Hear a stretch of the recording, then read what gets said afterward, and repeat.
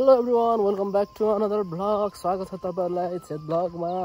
Finally म चाहिँ भोजपुर आइसकेको छु हैन। भोजपुरमा देख्न सक्नुहुन्छ हरियाली चाहिँ बबाल छ।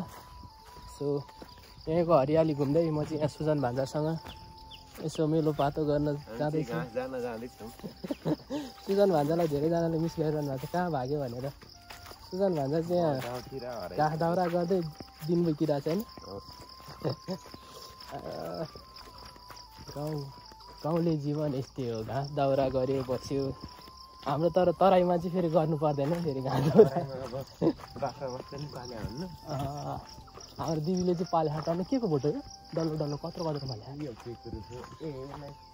रुद्राक्षी हो क्या? फल्दो रहेछ त गेडा गेडा। यहाँ चाहिँ म रुखहरू छिन्दैछु होइन।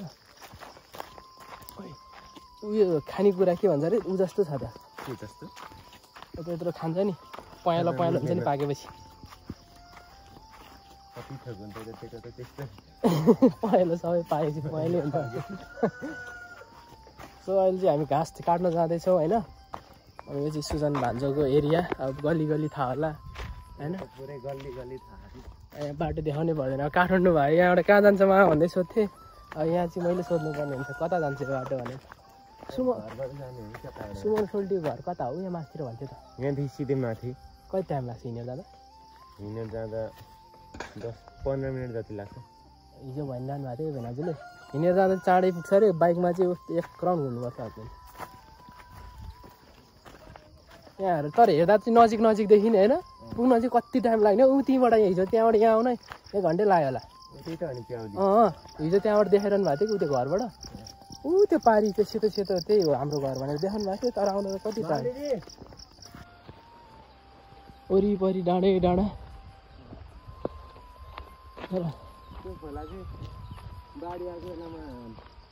खोला खोला रहेछ।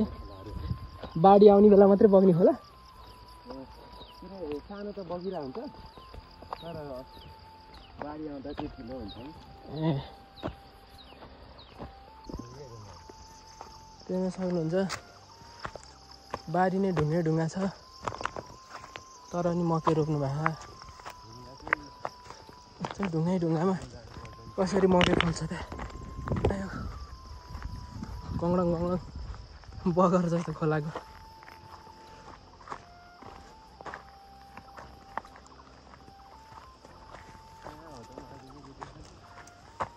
भोजपुर जाने भन्दा भन्दा फाइनल्ली भोजपुर पनि आइपुग्यो। भोजपुर यस्तै रहेछ। आउन चाहिँ टाढा तर रमाइलो चाहिँ रमाइलो रहेछ। आउँदा चाहिँ खनिडाखान ठङडाङ ठङडाङ ढुङ्गा ढुङ्गामा आउँदा चाहिँ बाती बाटोबाटै नजाउँ होला जस्तो लाग्दो रहेछ। हरियाली सदाबहार हरियाली हुने हो यहाँ। त्यस्तो खरेडीमा पुरै सुक्खा हुँदैन।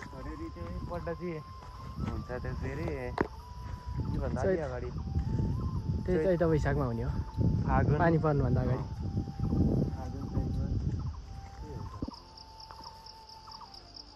ल भान्जो चाहिँ पुरै झन् चढिसकेको छ। म अलि यस्तो चिप्लो चिप्लोमा चाहिँ सक्दिनँ क्या।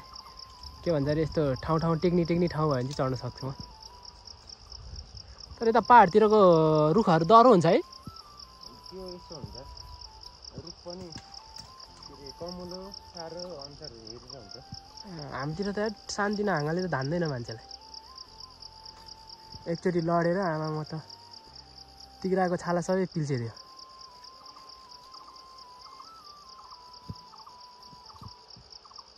यस्तै छ गाउँले जीवन। तपाईँको नाम चाहिँ माइली दिदी हो? तपाईँको नाम चाहिँ माइली दिदी हो? सबले माइली दिदी भन्छ त तपाईँलाई?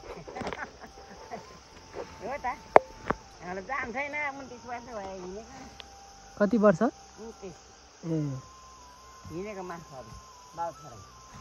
कोही छैन तपाईँको? छोरी छ 2 बहिनी, एउटा धनकुटा छ, एउटा रियाङमा छ त्यहाँ।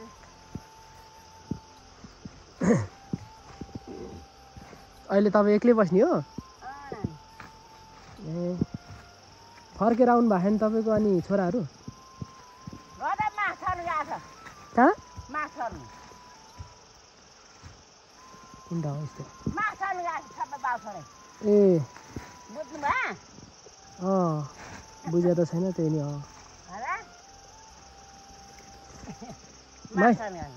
तपाईँलाई सबले माइली भन्दो रहेछ नि तपाईँ माइली छोरी हो त्यही भएर माइली भन्यो होला नि घाँस बटुल्दैछौँ मलाई पनि भारी लगाइदिनु म पनि एक भारी लिएर जानु पर्यो उता तराई लिएर जानु पर्यो घाँस यहाँबाट नाम्लो लाएर यस्तो घाँस हाम्रोतिर पाउँदैन हाम्रोतिर अर्कै अर्कै पाउँछ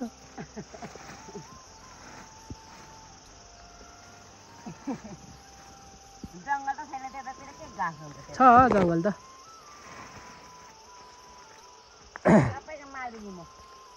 सबैको माइल दिदी म नि अब माइल दिदी भनेर बोलाउँछ है तपाईँलाई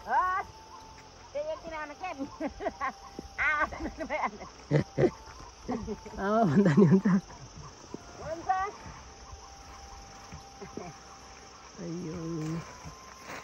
हाम्रो तराईतिर जङ्गल छैन भन्नुभएको जङ्गल छ नि टन्नै तर हाम्रोतिर सम्म जङ्गल हुन्छ क्या डाँडा हुँदैन उकालो ओह्रालो गर्नु पर्दैन सम्ममा हुन्छ जङ्गल पनि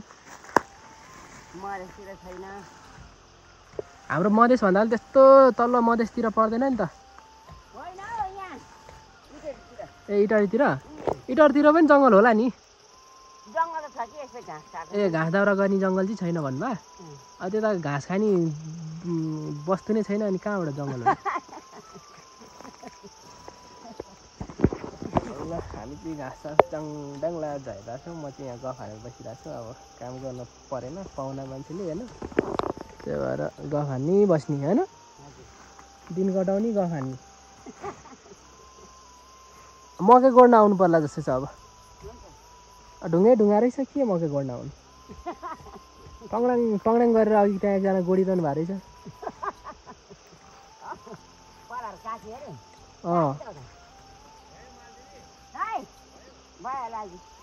ए घाँस त टन्नै झार्नु भएछ त कसरी बोकेर लाने त अनि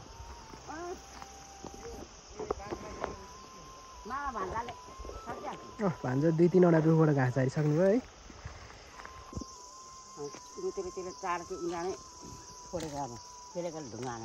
एक भारी घाँस काटियो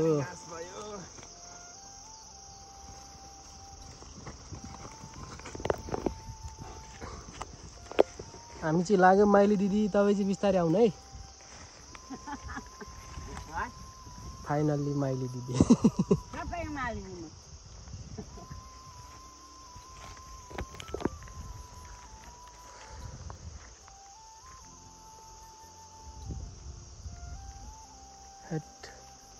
घाम त चर्के पो लाग्दो रहेछ यता पनि है घाम त अब दिउँसो जाने सकिन्छ नि भान्जा बोक्न सकिन्छ यति त सकिहाल्छ नि अलिकति खेल्नु त मालि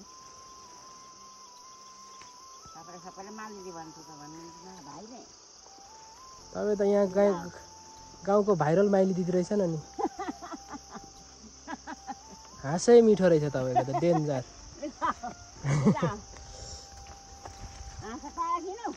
ठिक छ नि मेरो पछि आउनु है ल माइली दिदी बिस्तारै आउनु है हामी चाहिँ जाँदै गर्छ झन्डै लडिएन ल यत्रो भारी बोकेर हिँडेँ म चाहिँ नाम्लोमा बोक्न सक्दिनँ त्यही भएर मैले चाहिँ बोकिनँ एकचोटि जिन्दगीमा नाम्लो बोकेको थियो झन्डै मुन्डो भाँचेको थियो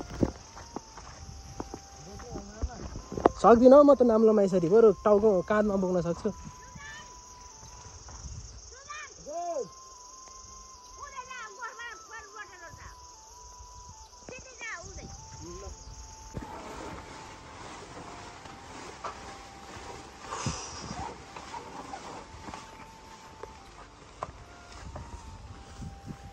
आइपुग्यौँ घर आयो काम गरेर आइपुग्यौँ हामी त कस्तो थाक्यो अब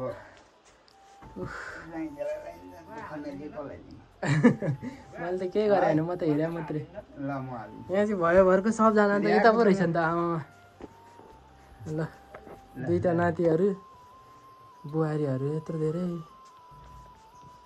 छोराको भन्दा बुहारीको धेरै फोटो है कि अब यहाँ त बुहारीकै माया गर्छु मैले ल भेनाजुहरूको जवानीको फोटो पहिला त लास्ट लुर्यो हो यतिखेर त आमा भयानक छ ज्यानदार घाँटीको रुद्र घन्टीको अत्र अब यहाँ म सुजन नातिको सानोको पनि छ यता हेरिकन आफ्नै परिवार मात्रै छ यता काइला छोरा बुहारी उता साइला यता चाहिँ साइला दाईको प्रगति होला ए काइला दाईको ए चसा लाउने पनि काइला दाई नि हो ए साइला दाईको ए यो है सब रहेछ हाम्रो पनि छन् त छ हाम्रो चाहिँ यस्तो एल्बममा छ यहाँनिर चाहिँ हाम्रो भाइलाई यो चाहिँ दोस्रो बेलुका आएर चाहिँ हामीले खाना खायौँ गलेको थियौँ अनि त्यो उ गर्न पाइएन अब चाहिँ पहिलो बिहानी पहिलो बिहानी भाइको चाहिँ भोजपुरमा म चाहिँ यहाँ आएपछि चाहिँ हामीले एकदमै जोस जागर चल्दो रहेछ तपाईँलाई खाना बनाउँछौँ बिहान बिहानै उठेर आमाले बनाइरहनु भएर चाहिँ यसो देखेँ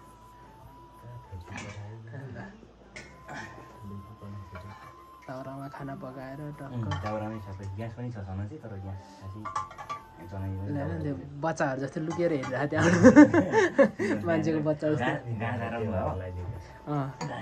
घाँस झारेर आयौँ यता चाहिँ खानासाना सब रेडी भइसकेको रहेछ सिजनहरू चाहिँ देखिन भन्ने हुनुहुन्थ्यो तपाईँहरूले हेर्नु होला अब चाहिँ भाइको ब्लगमा देखिनुहुन्छ अब कन्टिन्यू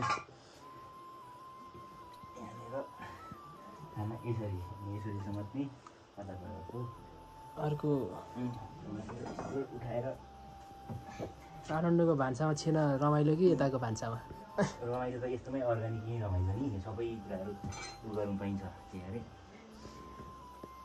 यही भाँडा यही राख्नु होला है हुन्छ म थोरै मात्रै राख्नु ल खासै के त खानु सकिन्छ यसो हो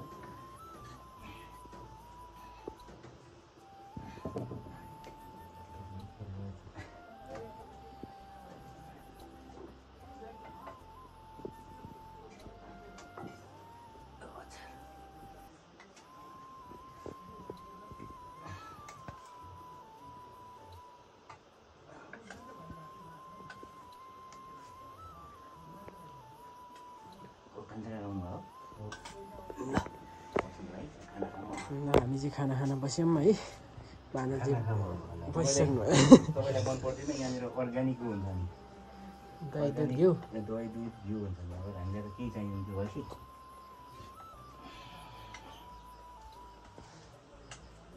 अनि आफू पस्किदिने अरे आमा हामी आफै भान्से आफै खान्छे ल हामी मा भन्दा चाहिँ के हो तपाईँ त कस्तो कालो देखायो त म त अनि कालै हो नि त म गोरो देखाएको हामी चाहिँ त्यो चट्ट लगाएर एक थाल भात खाइसक्यौँ होइन धेरै डरेन म पारा गोठाल जानुपर्ने छ होइन के गर्नु काम छ म गरिदिइहाल्छु नि सबै डाङडुङ तपाईँ अब एक दुई दिनमा यस्तो मजा त्यो हुन्छ म त पुरै माग साग लाएर हिँड्छु लगाइदिएन खाना थोरै राखिदिनु न रुच्यो त हो भात आज त कोही दिन खेततिर गएर मलाई थोरै ल्याइदिनु हरेक ज्वाइँलाई चाहिँ दहीको साटो यो अब एक बड्को त खान्न नि एक थोबाजी हाल्नु खोइ यहाँ राखिदिनु त म हालेर खान्छु भयो त्यति हो गन्ध मात्रै भयो नि हुन्छ यहाँ चाहिँ बुवाले एक बड्को घिउ ल्याइदिनु भएको छ आमामा यसरी बड्को खान लाग्यो भने म त मोटाउँछु त आमामा बाख्रा लटर रम्मै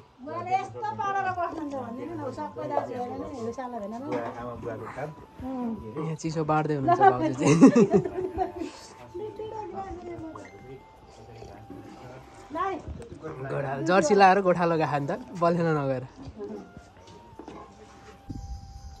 अब चाहिँ हामीले बिहान काम सकेर खानासाना पनि खायौँ मौसमले च्यालेन्ज दिएको छ अब चाहिँ यसो गाउँघर डुलाउँदै हुनुहुन्छ भेनाजुले चाहिँ मलाई अनि त्यसपछि गेमसेम खेल्न जाने भन्दै हुन्छ यतातिर चाहिँ धेरै भलिबल र क्यारम खेल्दो रहेछ सो म पनि यसो घुम्न निस्किएँ सबैजना टक्क लाएर होइन यतातिरको बजार सजार पनि हेरौँ भनेर चाहिँ हामी चाहिँ अब जाँदैछौँ